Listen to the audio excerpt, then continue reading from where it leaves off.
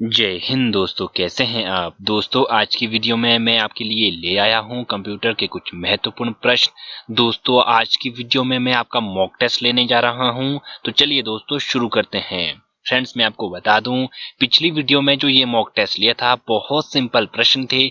आज की वीडियो में लेवल थोड़ा सा मैंने इंक्रीज कर दिया है। देखता हूं जरा कितने व्यूअर्स वीडियो को सही से देखते हैं। तो चलिए शुरू करते हैं। How many different heading element are supported by HTML। Option आपके सामने दिए गए हैं। बताइए दोस्तों कितने एलिमेंट हेडिंग एलिमेंट सपोर्ट किए जाते हैं HTML के द्वारा। तो दोस्तों कौन सा होगा निम्न में से 3, 4, 5, 6। तो दोस्तों ऑप्शन डी इसका बिल्कुल करेक्ट हो जाएगा। 6 एलिमेंट होते हैं हेडिंग एलिमेंट, H1, H2 इस तरह से। दोस्तों आज की वीडियो में मैं एक्सप्लेन नहीं करूंगा, ठीक है दोस्तों, ये मॉक टेस्ट है। तो चलिए नेक्स्ट प्रश्न की ओर चल पड़ते हैं। Which of the following is type of software that controls the internal, ठीक है दोस्तों, internal operation in the computer and also control how the computer work। बताइए दोस्तों निम्न में से कौन सा इसका ऑप्शन होगा। Option A compiler, interpreter, application software या फिर ऑप्शन डी ऑपरेटिंग सिस्टम। तो दोस्तों ऑप्शन डी इसका बिल्कुल करेक्ट होना चाहिए, ऑपरेटिंग सिस्टम। क्वेश्चन को ध्यान से पढ़िए दोस्तों, प्रश्न बहुत ही आसान है। प्रश्न ये भी पूछा जा सकता था कि कंप्यूटर के इंटरनल ऑपरेशन किसके द्वारा हैंडल किए जाते हैं, तो ऑपरेटिंग सिस्टम आता। तो देखिए दोस्तों मैंने घुमा फिरा के क्वेश्चन पूछा है, प्रीवियस ईयर के एग्जाम से ये क्वेश्चन पेपर क्वेश्चन लिए हैं, सभी क्वेश्चन लिए हैं। तो देखिए दोस्तों घुमा फिरा कर क्वेश्चन पूछे जाते हैं, कंफ्यूज करने के लिए क्वेश्चन पूछे जाते हैं। तो दोस्तों ये प्रश्न इतना सिंपल था, ऑप्शन डी इसका बिल्कुल करेक्ट हो जाएगा। ऑपरेटिंग सिस्टम होता है आपका जो कंप्यूटर के वर्क्स को, इंटरनल ऑपरेशन को कंट्रोल करता है। नेक्स्ट प्रश्न की ओर चल पड़ते हैं दोस्तों। नेक्स्ट प्रश्न है, dash is the application of ICT। आपको इस ICT की फुल फॉर्म बतानी है कमेंट सेक्शन में। For delivering government services to citizen, ठीक है दोस्तों, गवर्नमेंट सर्विसेज निम्न में से कौन सी सर्विस है जो सिटीजन्स को, आम पब्लिक को जो होती है उन्हें डिलीवर करता है। Email, e commerce, e governance, e banking. तो दोस्तों ऑप्शन सी इसका बिल्कुल करेक्ट हो जाएगा। ई गवर्नेंस आपकी गवर्नमेंट की जो ऑफिशियल साइट है, जो पब्लिक को, आम पब्लिक को, सिटीजन्स को गवर्नमेंट की सेवाएं प्रदान करती है, ठीक है दोस्तों, ऑप्शन सी इसका करेक्ट हो जाएगा। नेक्स्ट प्रश्न है, method used for digital transaction, ठीक है दोस्तों, डिजिटल ट्रांजैक्शन के लिए कौन सी ट्रांजैक्शन, मनी ट्रांसफर, ठीक है दोस्तों, मनी ट्रांसफर की बात हो रही है।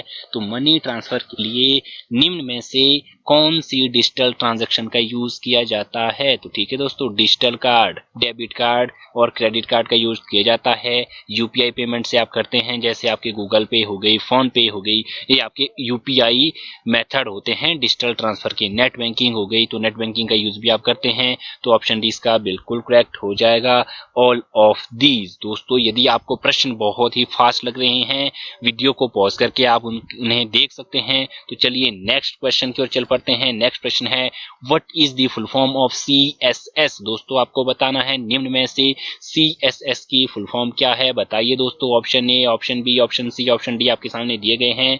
तो दोस्तों ऑप्शन ए इसका बिल्कुल करेक्ट हो जाएगा। चलते हैं नेक्स्ट प्रश्न की ओर। नेक्स्ट प्रश्न है दोस्तों, dash is non linear data structure in which element are organised in hierarchy of parents and children. बताइए दोस्तों निम्न में से कौन सा ऑप्शन इसका बिल्कुल करेक्ट हो जाएगा। Oracle, list, tree, directory. तो दोस्तों ऑप्शन सी इसका बिल्कुल करेक्ट हो जाएगा, ट्री। नेक्स्ट प्रश्न की ओर चल पड़ते हैं फ्रेंड्स। नेक्स्ट प्रश्न हमारे पास दिया गया है, what will be the address of following sales 27th रो। देखिए दोस्तों 27वीं रो है एंड 32वां आपका कॉलम है एक्सेल में।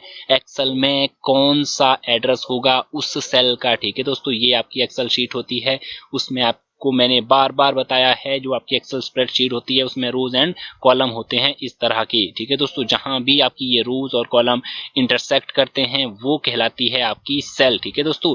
यदि ये 27वीं रो हो और 32वां कॉलम हो तो क्या एड्रेस होगा निम्न में से। बताइए दोस्तों कौन सा ऑप्शन बिल्कुल करेक्ट हो जाएगा। तो ऑप्शन सी इसका बिल्कुल करेक्ट होना चाहिए दोस्तों, AF27, ठीक है दोस्तों। मैं आपको कमेंट सेक्शन में बताता हूं कि प्रश्न क्या बताना है कि जो आपकी सेल होती है जहां आप क्लिक किए हुए हो। ठीक है दोस्तों, करंट सेल जो होती है उसका एड्रेस कहां पर दिखाता है, एक्सेल की वर्कशीट का। ठीक है दोस्तों, एक्सेल की वर्कशीट में किसी सेल पर, ठीक है दोस्तों, आप क्लिक किए हुए हो, वो कहलाती है आपकी करंट सेल।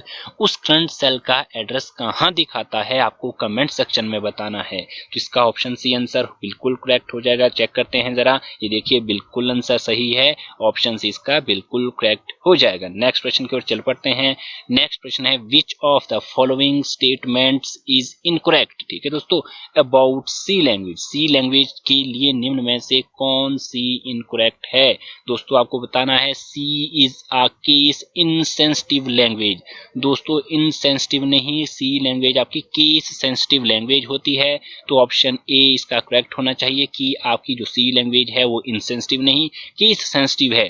केस सेंसिटिव का मतलब, ठीक है दोस्तों, आपकी जो सी लैंग्वेज में होते हैं कैपिटल लेटर और स्मॉल लेटर। ठीक है दोस्तों, दोनों का मतलब अलग अलग होता है, ये वाली ए और ये वाली ए। ठीक है दोस्तों, इन दोनों का अलग अलग मतलब होता है। आपको कमेंट सेक्शन में बताना है स्मॉल ए की ASCII वैल्यू क्या होती है और कैपिटल ए की ASCII वैल्यू क्या होती है। मैंने पिछली वीडियो में बहुत अच्छे से कवर किया है ये ASCII वैल्यू के बारे में। क्वेश्चन पूछा जाता है दोस्तों, ASCII value of small A, ASCII value of capital A दोनों के लिए अलग अलग होती है। ठीक है दोस्तों, यदि हम ऑप्शन बी की बात करें, a C program must be compiled and linked before execution, compile किए जाते हैं, लिंक होते हैं और एग्जीक्यूट हो जाते हैं। ठीक है दोस्तों, सी इज केस सेंसिटिव। देखिए दोस्तों, केस सेंसिटिव है, केस सेंसिटिव का मतलब मैंने अभी अभी आपको बता दिया है, C is high level language. ठीक है दोस्तों, वो तो पहले ही सबको ही पता है कि सी हाई लेवल लैंग्वेज है। तो नेक्स्ट प्रश्न की ओर चल पड़ते हैं। नेक्स्ट प्रश्न हमारे पास क्या दिया गया है, ये देखिए दोस्तों, हमारा प्रश्न चेक भी हो गया है, ऑप्शन ए इसका बिल्कुल करेक्ट हो गया है। नेक्स्ट प्रश्न हमारे से पूछता है which of the following is an example of system software. बताइए दोस्तों, निम्न में से सिस्टम सॉफ्टवेयर का उदाहरण कौन सा है। Option A, option B, option C, D आपके सामने दिए गए हैं, तो चेक कर लेते हैं दोस्तों कौन सा है। मेरे हिसाब से बी ऑप्शन इसका बिल्कुल करेक्ट होना चाहिए। तो ये देखिए दोस्तों, ऑपरेटिंग सिस्टम आपका सिस्टम सॉफ्टवेयर का उदाहरण है। नेक्स्ट प्रश्न की ओर चलते हैं। Small piece of data sent from a website and store in users web browser. तो देखिए दोस्तों, निम्न में से कौन सा ऑप्शन इसका करेक्ट हो जाएगा। मैं आपको बताना चाहूंगा दोस्तों, ये जो क्वेश्चन मैंने लिए गए हैं विभिन्न जो कंडक्ट कराए हैं HPSSB सबॉर्डिनेट बोर्ड द्वारा एग्जाम, उन क्वेश्चन पेपर से लिए हैं। ठीक है दोस्तों, मैंने किसी के कंटेंट को कॉपी नहीं किया है, किसी भी वेबसाइट से या फिर किसी के यूट्यूब चैनल से इन कंटेंट को, इन प्रश्नों को कॉपी नहीं किया है, ज्यों के त्यों हो भी सकते हैं। ये जो प्रश्न है मैंने उन पेपर से, उन एग्जाम से लिए हैं जो बार बार आपका सबॉर्डिनेट बोर्ड, कंप्यूटर ऑपरेटर हो गया, कंप्यूटर प्रोग्रामर हो गया, इस तरह के पेपर कंडक्ट कराए जाते हैं सबॉर्डिनेट बोर्ड द्वारा। तो दोस्तों आपको बताना है निम्न में से कौन सा ऑप्शन बी इसका करेक्ट होना चाहिए मेरे हिसाब से। तो चेक कर लेते हैं कौन सा इसका आंसर होगा। तो ऑप्शन बी बिल्कुल करेक्ट हो गया है। तो दोस्तों उम्मीद करता हूं आपके जितने भी आंसर आएंगे आप ईमानदारी से कमेंट सेक्शन में बताएं कि आपका स्कोर कितना हुआ। चलते हैं नेक्स्ट प्रश्न की ओर। नेक्स्ट प्रश्न है tab in power point is not available on the left panel when you open a presentation. Power point की बात हो रही है दोस्तों, आपका जो ये MS ऑफिस पैकेज है, ठीक है दोस्तों, माइक्रोसॉफ्ट ऑफिस पैकेज है, उसमें आपका MS वर्ड आता है। ठीक है दोस्तों, आपका उसमें एक्सेल आता है, आपका उसमें पावर पॉइंट आता है, आपका उसमें आउटलुक एक्सप्रेस आता है, आपका उसमें MS एक्सेस आता है। यहाँ से प्रश्न बनते ही बनते हैं। ठीक है दोस्तों, ये देखिए, ये 1 2 3 4 5, ठीक है, 5 से 6 टॉपिक है आपके MS एक्सेस में। तो ठीक है दोस्तों, MS ऑफिस में तो वहां से प्रत्येक से कम, ठीक है दोस्तों, ध्यान से सुनिए, प्रत्येक ऑप्शन से, ठीक है दोस्तों, वर्ड से, एक्सेल से, पावर पॉइंट से लगभग 5 से 4 से 5 क्वेश्चन आएंगे। ठीक है दोस्तों, 6 भी आ सकते हैं, कम से कम 4-5 क्वेश्चन आएंगे। तो इस तरह से ये देखिए, आपके MS एक्सेस हो गया, ये आउटलुक एक्सप्रेस हो गया, पावर पॉइंट हो गया, आपकी एक्सेल हो गया, वर्ड हो गया, इतने सभी से 1 2 3 4 5 यदि आप MS वर्ड, MS ऑफिस के टॉपिक को अच्छे से कवर करेंगे तो आपके 25 से 30 प्रश्न सॉल्व हो जाएंगे और बहुत ही आसान प्रश्न आते हैं दोस्तों। तो चलिए इस प्रश्न का आंसर आप क्या देंगे चेक कर लेते हैं। ऑप्शन सी होना चाहिए, नोट्स, इसका आंसर बिल्कुल करेक्ट हो गया है, ऑप्शन सी। नेक्स्ट प्रश्न की ओर चलते हैं। What is the full form of SEO? दोस्तों आपको बताना है निम्न में से SEO की फुल फॉर्म क्या है। तो दोस्तों चेक करते हैं कौन सा इसका ऑप्शन सही रहेगा। Search engine optimisation. ठीक है दोस्तों, आपसे उम्मीद करता हूं यदि मैं किसी भी प्रश्न का आंसर गलत बताऊं तो कमेंट सेक्शन में लिखना मत भूलिएगा, जरूर लिखिएगा दोस्तों कमेंट सेक्शन में कि मैंने इस प्रश्न का आंसर या ये क्वेश्चन गलत डिस्कस किया है। आपको बार बार बता रहा हूं ये प्रश्न बहुत इंपॉर्टेंट है। मैंने ये प्रश्न HPSSB के प्रश्नों से लिए हैं, उसमें बार बार एग्जाम में पूछे जा चुके हैं। प्रश्न 13, computer language is used for calculation. ठीक है दोस्तों, पिछले कल ही वीडियो आई थी, उसमें मैंने बताया था। ठीक है दोस्तों, आज जब मैं ये वीडियो बना रहा हूं, आज आपकी डेट है 11 फरवरी 2021। ठीक है दोस्तों, मैं अभी वीडियो बना रहा हूं पिछले कल। ठीक है दोस्तों, 10 फरवरी को मैंने वीडियो जो बनाई थी आपकी लैंग्वेजेस के बारे में, उसमें आपकी लैंग्वेजेस की सभी लैंग्वेजेस की फुल फॉर्म भी बताई थी। ठीक है दोस्तों, तो उनके बारे में बताया था। तो उस लैंग्वेज में मैंने ये सेशन कंप्लीट कराया था। तो लोगों की फुल फॉर्म क्या होती है कमेंट सेक्शन में बताना है। फोरट्रान की फुल फॉर्म क्या होती है, बेसिक की फुल फॉर्म क्या होती है, आपको ये सभी प्रश्न के आंसर आपको कमेंट सेक्शन में बताने हैं। तो इस प्रश्न का जो आंसर है वो है फोरट्रान। ठीक है दोस्तों, ऑप्शन बी इसका बिल्कुल करेक्ट हो जाएगा, ऑप्शन बी। ठीक है दोस्तों, चेक भी कर लेते हैं कौन सा इसका ऑप्शन है। तो ये देखिए दोस्तों, ऑप्शन बी इसका बिल्कुल करेक्ट हो जाएगा। कमेंट सेक्शन में इन सभी के आंसर देना ना भूलिएगा और गूगल ना करिएगा दोस्तों। ठीक है दोस्तों, आपको पता लगेगा कि आपको कितना आता है। ठीक है दोस्तों, मैं कमेंट सेक्शन में आपसे आंसर इसलिए पूछ रहा हूं, नहीं तो चाहता तो मैं अभी भी बता सकता था। कमेंट सेक्शन में इसलिए पूछ रहा हूं ताकि आपको पता लगे कि हाउ मच यू स्कोर। ठीक है दोस्तों, आपका स्कोर कितना है। नेक्स्ट प्रश्न की ओर चल पड़ते हैं। तो 14 प्रश्न है, which of the following is not a valid cell reference in MS Excel। ठीक है दोस्तों, सेल रेफरेंस क्या होती है, बहुत इंपॉर्टेंट प्रश्न बनता है यहाँ से, बहुत इंपॉर्टेंट टॉपिक है दोस्तों ये सेल रेफरेंस। तो कौन सी सेल रेफरेंस आपकी, ठीक है दोस्तों, वैलिड नहीं है। तो ऑप्शन डी इसका करेक्ट होना चाहिए। तो चेक करते हैं जरा कौन सा इसका ऑप्शन है। तो देखिए दोस्तों, ऑप्शन डी इसका बिल्कुल करेक्ट है। नेक्स्ट क्वेश्चन की ओर चलते हैं। Which of the following web browser is developed by Google. ठीक है दोस्तों, आपको बताना है गूगल के द्वारा कौन सा वेब ब्राउजर डेवलप किया। ठीक है दोस्तों, गूगल। ठीक है दोस्तों, बात यहाँ गूगल की हो रही है तो क्रोम, गूगल क्रोम भी हम बोलते हैं। तो बहुत इजी प्रश्न था दोस्तों, ऑप्शन सी इसका बिल्कुल करेक्ट हो जाएगा। देखिए चेक कर लेते हैं। तो ये देखिए दोस्तों, गूगल क्रोम। ठीक है दोस्तों, यदि मैं एज की बात करूं, ठीक है दोस्तों, तो ये माइक्रोसॉफ्ट द्वारा डेवलप किया गया है आपकी विंडो 10 में। ठीक है दोस्तों, विंडो 10 में ये होता है। ठीक है, बाय डिफॉल्ट आपको बताना है फायरफॉक्स और इंटरनेट एक्सप्लोरर, ये दोनों किसके द्वारा डेवलप किए गए। नेक्स्ट प्रश्न की ओर चल पड़ते हैं। नेक्स्ट प्रश्न है, HTML tags is used to insert horizontal line. ठीक है दोस्तों, निम्न में से कौन सा टैग है जो हॉरिजेंटल लाइन को ऐड करने के लिए यूज होता है। तो ऑप्शन इसका मेरे हिसाब से करेक्ट होना चाहिए। चलते हैं नेक्स्ट प्रश्न की ओर। तो देखिए दोस्तों, ये बिल्कुल सही है, HR टैग। ठीक है दोस्तों, नेक्स्ट प्रश्न क्या है, इफ एक्सेल वर्कशीट। ठीक है दोस्तों, एक्सेल की बात हो रही है। A1 is equal to 38, copy pen ले लीजिए, वहां आपको इसे चेक करना होगा। B1 की वैल्यू है 44, C1 की है 36। ठीक है दोस्तों, आपकी A2 की वैल्यू है 41, B2 की वैल्यू है 73, C2 की वैल्यू है 47। ठीक है दोस्तों, कॉपी पेन में इन सभी की वैल्यू लिख लीजिए। अब क्वेश्चन पूछता है, What will be the result of formula। ठीक है दोस्तों, is equal to sum A1 to C1। ठीक है दोस्तों, A1 से लेके C1 तक की क्या वैल्यू होनी चाहिए। तो खुद तो बताइए निम्न में से कौन सा इसका ऑप्शन सही होगा। ठीक है दोस्तों, मैं इंतजार कर रहा हूं। यदि वीडियो फास्ट लग रही है तो वीडियो को पॉज करके आप आंसर दे सकते हैं।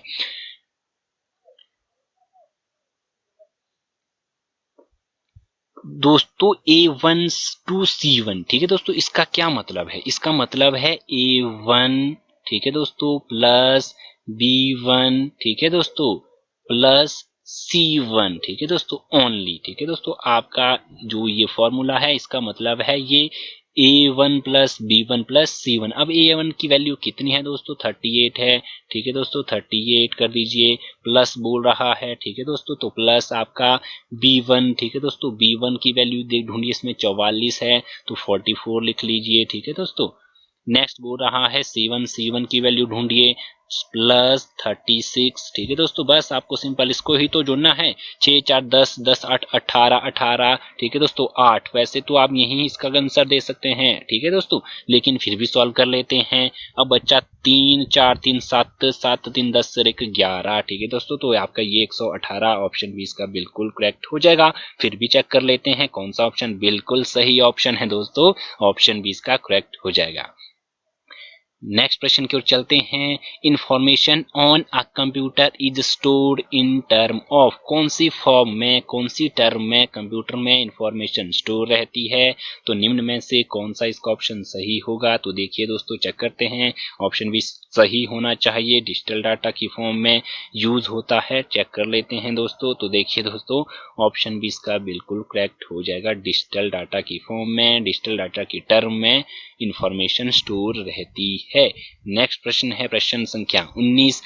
Conversion of computer generated result into human responsible form is a function of. बताइए दोस्तों, बहुत सिंपल प्रश्न है, लेकिन थोड़ा सा घुमा लिया है, लंबा बना लिया है, इसलिए आपको टफ लग रहा होगा, लेकिन टफ नहीं है। तो चेक करते हैं इसका आंसर क्या होगा। देखिए दोस्तों, ऑप्शन सी, आउटपुट इंटरफेस। ठीक है दोस्तों, प्रश्न क्या पूछ रहा था, conversion of computer generated result, ठीक है दोस्तों, into human responsible form. Computer में प्रोसेसिंग हो गई है। ठीक है दोस्तों, आपने डाटा दे दिया है, इनपुट तो आपने दे दी है। ठीक है दोस्तों, इनपुट की तो बात ही नहीं रही, ऑप्शन डी तो खत्म हो गया।